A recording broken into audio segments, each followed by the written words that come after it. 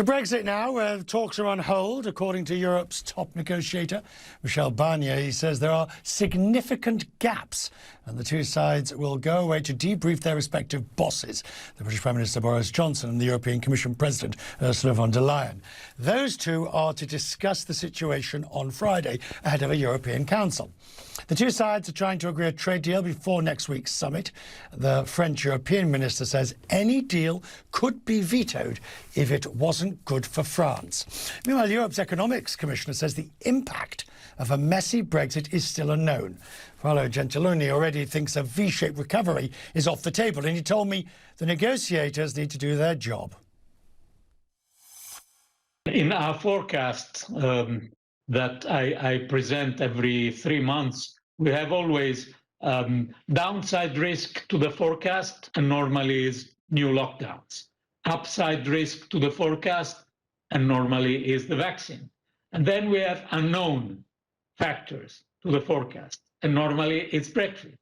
So the uncertainty on the outcome of these negotiations have, of course, an economic influence, but let the negotiators do their job, both on the new trade agreement and on the implementation of the withdrawal agreement, and then we will take note of the economic consequences. What's your forecast? What's your bet? And I don't just mean the down and the up. I mean, we know there was a sharp down, therefore there's a sharp up. But what's your forecast? What's your best feeling for how the community economy will look at the back end of next year? Indeed, with a rebound, not a rebound sufficient to bring us back to the level we had at the end of 2019. So we are not in the so-called V-shaped recovery. Recovery will be much longer than the crisis we had.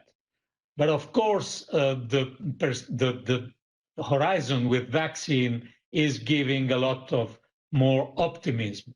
What we see in this moment is that, especially in services, and especially in services with person-to-person contacts, the crisis is still very, very, very deep.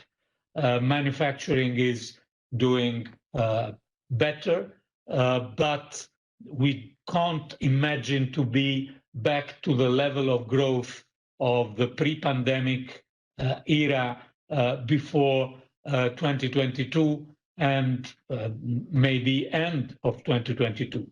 Finally, it might seem an odd question, but it is a Friday. Is it more fun running a national government or being at the European centre? Which feels better? Well, I think you can't compare the two things.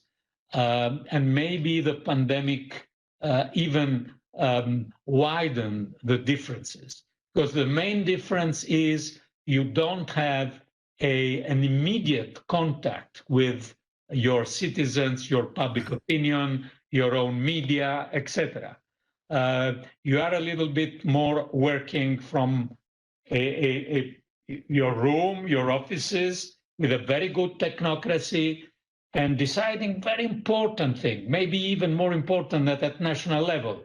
But you lack this relation, and of course you lack this relation even more during the pandemic. And isn't that exactly, you've beautifully, sir, put your finger on it, isn't that the thing that the centre, that that Brussels, the Commission, whatever you want to call it, that the centre has to work on, to build that relationship in some way, accepting there's a parliament, but the parliament is limited in that sense, but accepting that those running the centre have to be able to touch the people. Of course, and this is one of the reasons why we have to complete our building, because to have a stronger union, we need to have also an accountable union and a stronger relation with our citizens.